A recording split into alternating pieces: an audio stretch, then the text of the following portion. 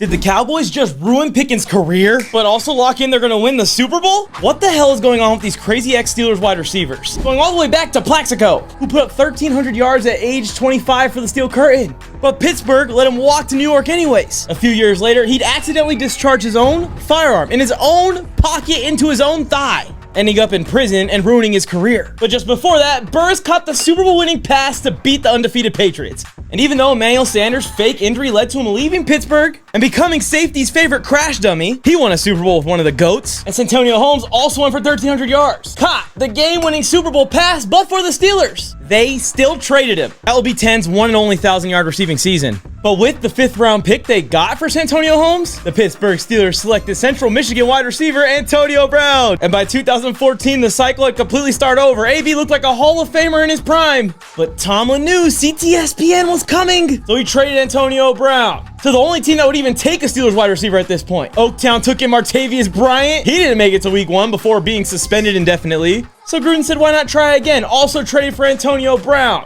who also never played a down for the Raiders. And despite all his insanity, AB still somehow caught a touchdown and won a Super Bowl. And with the pick they got for Brown, the Steelers drafted wide receiver Deontay Johnson to pair with Juju Smith-Schuster and Chase Claypool. Chase wasn't safe. He was traded to the Bears for a 2nd rounder and a fleece a couple years ago. Deontay Johnson has been on 5 teams the past year, and neither was Juju, who went from TikTok dancing pregame to getting lit up on prime time to not getting a 2nd contract from the Steelers. But even Juju was also a part of a Super Bowl winning play. Dallas should just let George Pickens and CeeDee Lamb crash them all the way the fuck out to the Super Bowl.